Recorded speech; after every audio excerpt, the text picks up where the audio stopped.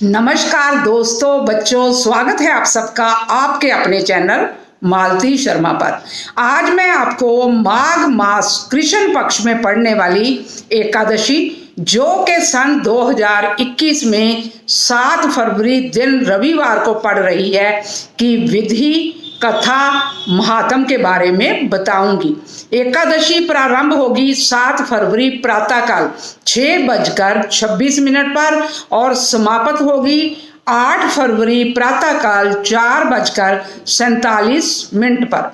माघ मास कृष्ण पक्ष में आने वाली एकादशी को षटतिला एकादशी कहा जाता है।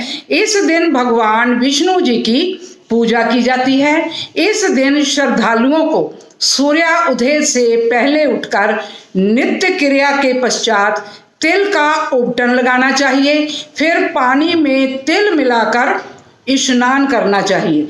फिर भगवान को तिल का प्रसाद अर्पित करना चाहिए और तिल से ही हवन करना चाहिए। इस एकादशी में तिल का बहुत महत्व है। पीने के पानी में भी तिल डालकर पानी पीना चाहिए। जो श्रद्धालु उपवास नहीं रख सकते उन्हें भी जितना संभव हो सके इस दिन तिल का उपयोग करना चाहिए। इस दिन तिल स्नान, तिल उबटन, तिल का हवन, तिल का तर्पण, तिल का भोजन और तिल का दान बहुत महत्व रखता है।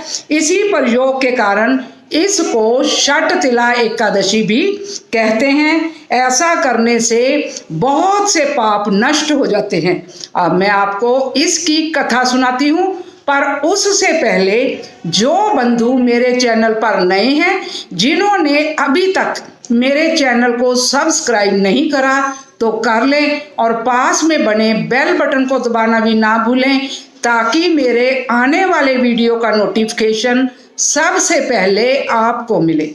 एक दिन की बात है, नारद मुनि जी कृष्ण भगवान जी को नमस्कार करते हुए पूछने लगे कि हे भगवान, षटतिला एकादशी का क्या पुण्य होता है और इसकी कथा क्या है, आप विस्तार पूर्वक मुझे सुनाइए। श्री कृष्ण भगवान बोले, नारद, मैं तुमसे आंखों देखी सत्य घटना बतलाता हूँ, आप ध्यान पूर्वक सुनो। प्राचीन समय में मृत्युलोक में एक ब्राह्मणी रहती थी। वह सदैव व्रत किया करती थी। एक समय वह 1 माह तक व्रत करती रही। इससे उसका शरीर अत्यंत दुर्बल हो गया। वह अत्यंत बुद्धिमान थी, परंतु फिर भी उसने कभी भी देवताओं और व्रतों से अपना मन अस्थिर नहीं किया। इस प्रकार मैंने सोचा कि ब्राह्मणी ने व्रत आदि से अपना शरीर तो शुद्ध कर लिया है, इसको वैष्णव लोक भी मिल जाएगा, परंतु इसने कभी अन्न का दान नहीं किया। इससे इसकी तृप्ति होना कठिन है। ऐसा सोचकर मैं मृत्युलोक गया और उस ब्राह्मणी से मैंने अन्न मांगा। वह बोली, हे महाराज, आप यहाँ किस लिए आए हैं? मैंने कहा कि मुझे भिक्षा चाहिए। इस पर उसने मुझे मिट्टी का एक पिंड दे दिया। मैं उसे लेकर स्वर्ग लौट आया। कुछ समय बीतने पर वह ब्राह्मणी भी शरीर त्याग कर स्वर्ग आई। मृत्यु पिंड के प्रभाव से उस जगह एक आम के वृक्ष सहित उसे घर मिला, परंतु उसने ग्रह को अन्य वस्तुओं से शून्य पाया। वह घबराई हुई मेरे पास आई और कहने लगी, हे भगवान, मैंने अनेकों व्रत आदि से आपकी पूजा की है, परंतु फिर भी मेरा घर वस्तुओं से रहित है, सो इसका कारण बतलाइए। मैंने कहा, तुम अपने गृह को जाओ और देव स्त्रियां तुम्हें देखने जाएंगी। जब तुम उनसे षटतिला एकादशी का पुण्य और विधि सुन लो तब ही द्वार खोलना। भगवान के ऐसे वचन सुनकर वह अपने घर गई और देव स्त्रियां आई और द्वार खटखटाने लगी।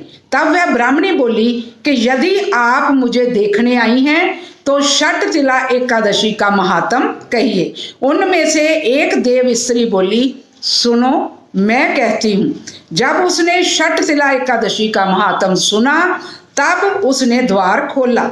देव स्त्रियों ने उसको सब स्त्रियों से अलग पाया। उस ब्राह्मणी ने भी देव स्त्रियों के कहे अनुसार षटतिला का व्रत करा और इसके प्रभाव से उसका ग्रह धन धान्य से भरपूर हो गया। अतः मनुष्य को मूर्खता त्याग कर षटतिला एकादशी का व्रत जरूर करना चाहिए। इससे मनुष्य को जन्म जन्म में आरोग्यता प्राप्त हो जाती है। इस व्रत से मनुष्य के समस्त पाप नष्ट हो जाते हैं और इसकी कथा को भी जरूर सुनना चाहिए। बोलो कृष्ण भगवान की जय, विष्णु भगवान की जय।